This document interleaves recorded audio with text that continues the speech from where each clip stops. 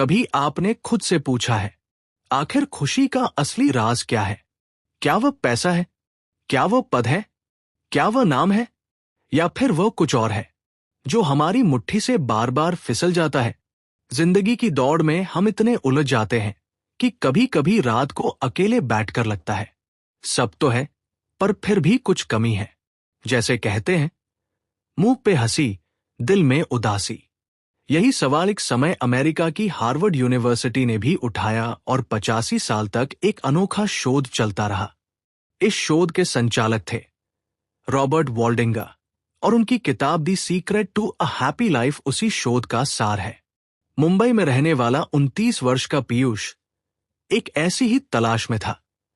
अच्छी नौकरी, बढ़िया वेतन, कॉर्पोरेट एनवायरनमेंट, पर मन में एक खोखलापन। जिंदगी का हिसाब कुछ ऐसा था।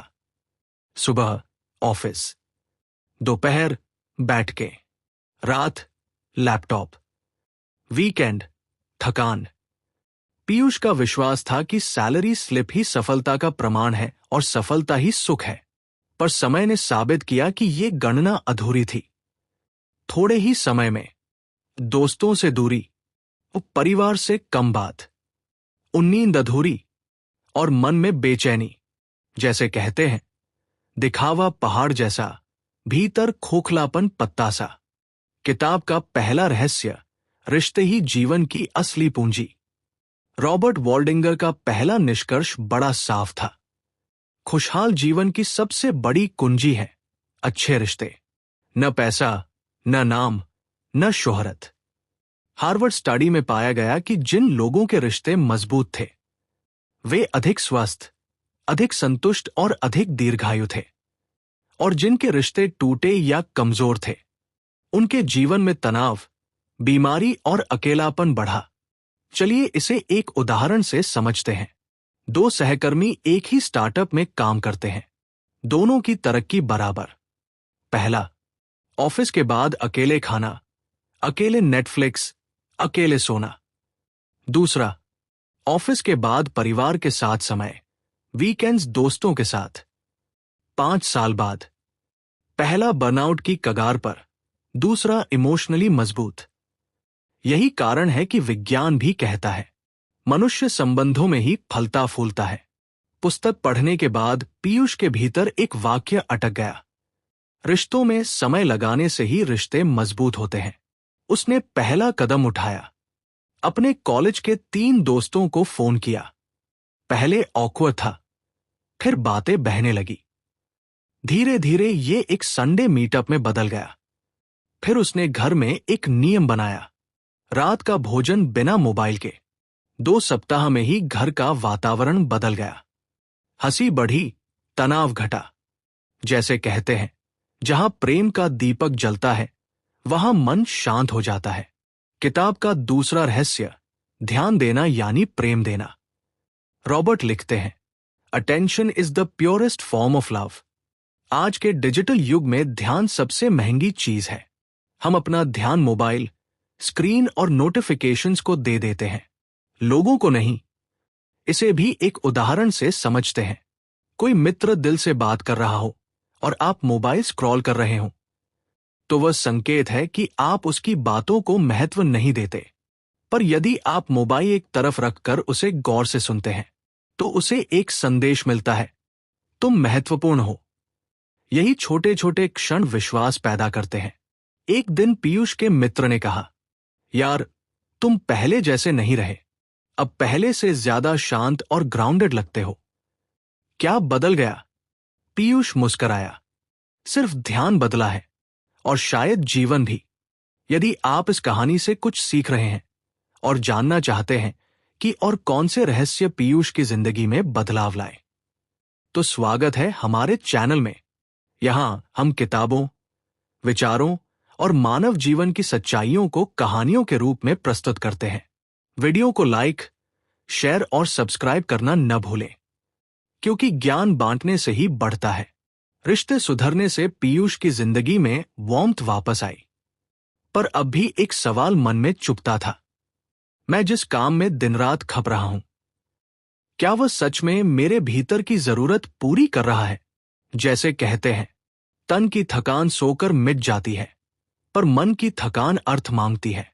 उसने महसूस किया कि उसकी नौकरी में पैसे तो मिल रहे हैं, पर अर्थ नहीं। वो वहां था, पर दिल कहीं और था।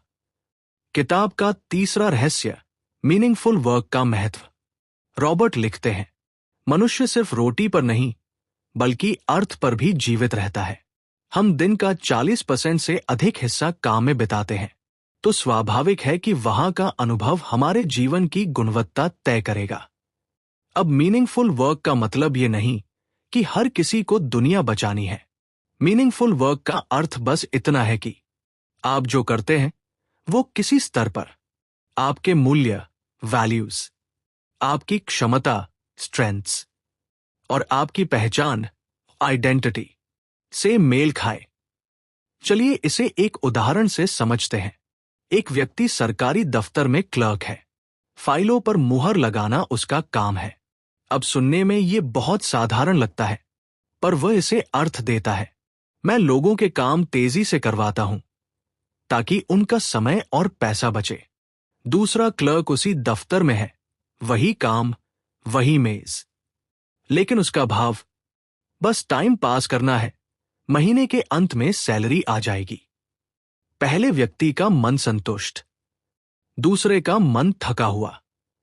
यही अंतर मीनिंग पैदा करता है।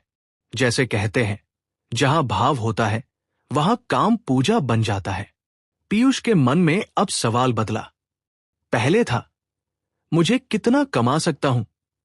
अब हुआ, मैं किस चीज में खिला हुआ महसूस करता हूं? उसने अपने स्ट्रेंथ्स पर लिखना शुरू किया।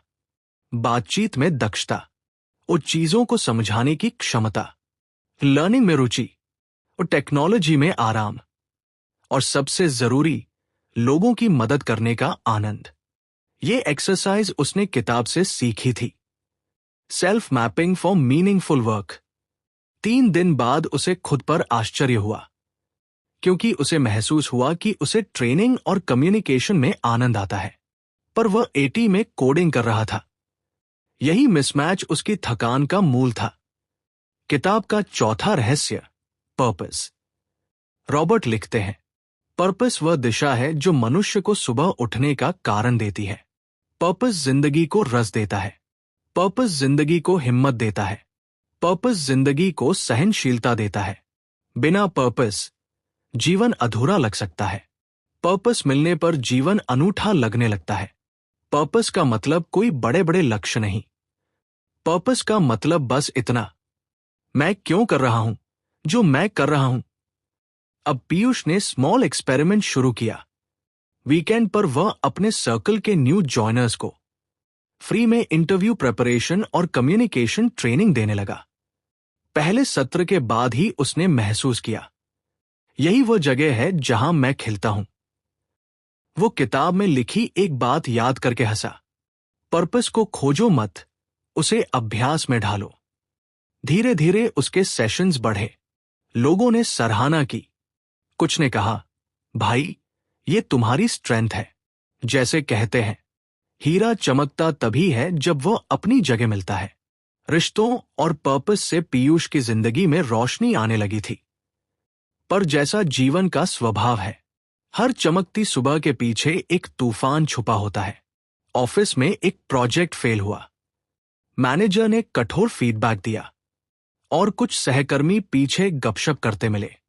पीयूष को लगा जैसे पूरी मेहनत पर पानी फिर गया। उसी रात वो बालकनी में बैठा, आकाश की ओर देख रहा था। वो सोच रहा था, आखिर स्ट्रेस सब कुछ इतना बिगाड़ क्यों देता है। किताब का 5वां रहस्य, स्ट्रेस दुश्मन नहीं, शिक्षक है। रॉबर्ट लिखते हैं, स्ट्रेस जीवन का प्रमाण है। बिना चुनौतियों के कोई व्यक्ति मजबूत नहीं होता। स्ट्रेस को मिटाना नहीं, स्ट्रेस को प्रबंधित करना सीखना है। चलिए इसे एक उदाहरण से समझते हैं। 2 लोग एक ही परीक्षा की तैयारी करते हैं। पहले को स्ट्रेस आता है। वो कहता है, मैं चौराहा देख रहा हूं, इससे मुझे दिशा मिल रही है। दूसरा कहता है, स्ट्रेस आया मतलब बर्बादी। पहला संयमित और तैयार होता है, दूसरा टूटने लगता है। यही फर्क जीवन बनाता है। जैसे कहते हैं, तूफान से भागने वाला डूबता है, तूफान को समझने वाला बचता है। किताब पढ़कर पीयूष ने सीखा, स्ट्रेस मतलब डेंजर नहीं, स्ट्रेस मतलब ग्रोथ सिग्नल। उसने 3 उपाय अपनाए। जर्नलिंग, कागज पर मन की गुत्थियां खोलना। वॉकिंग मीटिंग्स, मीटिंग फोन पर और पैर प्रकृति में। 1 टास्क रूल, एक समय में एक काम। 3 हफ्ते बाद फर्क स्पष्ट था, चेहरे पर शांति और मन में स्पष्टता। किताब का छठा रहस्य, इमोशनल हाइजीन। हम रोज कोर्ट में नहाते हैं, कपड़े धोते हैं, दांत साफ करते हैं, पर भावनाएं कब साफ करते हैं? रॉबर्ट कहते हैं, भावनाओं की सफाई भी उतनी ही जरूरी है जितनी शरीर की। नेगेटिव भावनाएं अगर जमा हो तो वे मन को जंग लगा देती हैं। पीयूष ने इस पर काम शुरू किया। पीयूष के जीवन में एक मित्र था, जिससे एक पुराने झगड़े में दूरी बन गई थी। किताब में एक पंक्ति पढ़कर वो ठहर गया। गुस्सा धीरे धीरे मन का किराएदार बन जाता है, जो किराया भी नहीं देता। जैसे कहते हैं, मन का बोझ जितना हल्का, रास्ता उतना लंबा। पीयूष ने हिम्मत की, उस मित्र को फोन किया। पहले ऑकवर्ड साइलेंस, लेकिन धीरे धीरे बात खुली और सालों पुरानी गांठ खुल गई। उस रात नींद हल्की और मुस्कान भारी थी। किताब का 7वां रहस्य, डिसीजंस शेप हैप्पीनेस। रॉबर्ट बताते हैं, हमारी खुशी किसी एक बड़े निर्णय से नहीं, बल्कि छोटे छोटे दैनिक निर्णयों से बनती है। जैसे वह आज किससे बात की, वो किस बात को दिल से लगाया, वो किसे महत्व दिया, किस पर समय लगाया, किस बात को जाने दिया। ये सब छोटे निर्णय हैं जो धीरे धीरे हमारे स्वभाव बन जाते हैं, और स्वभाव अंत में भाग्य बन जाता है। जैसे कहते हैं, बीज जैसा वृक्ष वैसा। अब पीयूष में नोटिसेबल परिवर्तन था। वो तुरंत रिएक्ट नहीं करता था, पहले ऑब्जर्व करता था। वो हर विवाद में जीत नहीं, समाधान ढूंढता था। वह फोन नहीं, लोगों को प्राथमिकता देता था। वो काम में अर्थ और जीवन में रस खोजता था। उसकी मां ने एक दिन कहा, तू अब पहले से थोड़ा शांत लगता है, जैसे भीतर की गांठें खुल रही हों। पीयूष ने मुस्कुराकर कहा, शायद जीवन को समझना भी एक कला है। किताब का 8वां रहस्य, एजिंग और हैप्पीनेस। किताब का एक विशेष निष्कर्ष ये था, जैसे जैसे उम्र बढ़ती है, रिश्ते और अर्थ सबसे बड़ा सहारा बन जाते हैं। नौकरी, पद, प्रतिस्पर्धा, ये सब समय के साथ फीके पड़ जाते हैं, पर वही लोग सबसे सुखी निकले जिनके पास थे रिश्ते, उद्देश्य और आत्मसम्मान। जैसे कहते हैं, अंत में साथ वही चलता है जिसे दिल में रखा गया हो। और यदि आप ये जानना चाहते हैं कि इन सबके बाद पीयूष की जिंदगी किस दिशा में बढ़ी और कैसे उसकी कहानी अंत में एक लाइफ ट्रांसफॉर्मेशन बन गई, तो वीडियो को लाइक, शेयर और सब्सक्राइब अवश्य करें, क्योंकि अभी कहानी का सबसे सुंदर अध्याय बाकी है। कुछ महीनों बाद एक रविवार की सुबह पीयूष अपने माता पिता, दोस्तों और कुछ ट्रेनीज के साथ एक छोटे कम्युनिटी मीटअप में था। वहां किसी ने उससे पूछा, पीयूष, तू आजकल खुश कैसे रहता है? पहले पीयूष हंसा, फिर थोड़ा ठहर कर बोला, शायद मैंने अब जीवन को चेस नहीं, एक्सेप्ट करना सीख लिया है। वो वाक्य जितना सरल था, उतना गहरा। किताब का 9वां रहस्य, fulfilment, connection plus purpose plus growth. Robert किताब में बताते हैं, फुलफिलमेंट वह अवस्था है जहां हम महसूस करते हैं, मैं जुड़ा हूं, मैं उपयोगी हूं और मैं बढ़ रहा हूं। फुलफिलमेंट 3 बातों पर टिका है, कनेक्शन, रिश्ते, पर्पस, अर्थ, ग्रोथ, विकास। और तीनों चीजें चेहरे से नहीं, मानस से जुड़ी होती हैं। चलिए इसे एक उदाहरण से समझते हैं। एक कलाकार पेंटिंग बनाता है, वह उसे किसी को दिखाता नहीं, कोई प्रशंसा नहीं, कोई बिक्री नहीं। फिर भी वह संतुष्ट है, क्योंकि उसका उद्देश्य स्पष्ट है, रचना करना ही उसका सुख है। दूसरी ओर एक व्यक्ति स्टेटस और तुलना में उलझा है। वह सबके सामने अच्छा दिखता है, पर भीतर खाली है। यही अंतर फुलफिलमेंट को जन्म देता है।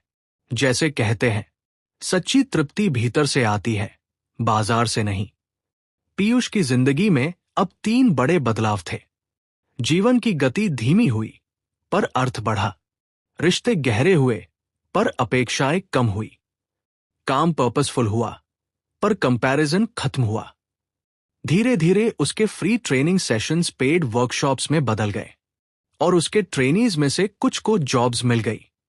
एक ट्रेनी ने उससे कहा, सर, आपकी वजह से मेरी मां के चेहरे पर मुस्कान वापस आई है। वो वाक्य पीयूष की आंखों में पानी ले आया, क्योंकि यही उसका पर्पस था, उपयोगी महसूस करना। किताब का 10वां रहस्य, कंट्रीब्यूशन। रॉबर्ट लिखते हैं, मनुष्य तब सबसे अधिक जीवित महसूस करता है जब वो किसी के काम आता है, चाहे बड़ा योगदान हो या छोटा। लेकिन योगदान से ही जीवन में गर्माहट आती है। जैसे कहते हैं, दिया बनकर जियो, मशाल बनने की जरूरत नहीं। किताब का अंतिम और सबसे सुंदर बिंदु था, happiness is a daily investment, not a final achievement. अर्थात खुशी कोई मंजिल नहीं, जीवन के रास्ते पर चलते चलते रोज का निवेश है। पैसे, पद और दिखावे की चकाचौंध के बाद अंत में मनुष्य इसी पर लौटता है। घर, अपने लोग, अपना अर्थ, अपनी शांति। जैसे कहते हैं, मन भर जाए तो जग भर जाता है। एक शाम पीयूष समुंदर किनारे बैठा था, पैर पानी में, आंखें क्षितिज पर। वो सोच रहा था, शायद जिंदगी वही नहीं है जो हम सोचते हैं। जिंदगी वह है जो हम महसूस करते हैं। और उस पल उसने महसूस किया, वो खुश है, जबरदस्ती नहीं, प्राकृतिक रूप से। तो मित्रों, ये कहानी सिर्फ पीयूष की नहीं थी, ये कहानी आपकी भी हो सकती है। किताब the secret to a happy life हमें सिखाती है, रिश्तों में निवेश करो, पर्पस ढूंढो और उसे जियो। स्ट्रेस से भागो मत, उसे समझो। भावनाओं को साफ रखो, जीवन में योगदान दो। और सबसे महत्वपूर्ण, खुशी को रोज कमाओ, सिर्फ खोजो मत। यदि इस कहानी ने आपको कुछ सिखाया, कुछ बदला या कहीं भीतर छुआ, तो इस वीडियो को लाइक कीजिए, अपने किसी मित्र को शेयर कीजिए, और अगर अभी तक नहीं किया है तो सब्सक्राइब कीजिए इस चैनल को, क्योंकि यहां हम किताबों को सिर्फ पढ़ते नहीं, जिंदगी में उतारते हैं। और याद रखिए, खुशी कोई रहस्य नहीं, एक अभ्यास है। धन्यवाद।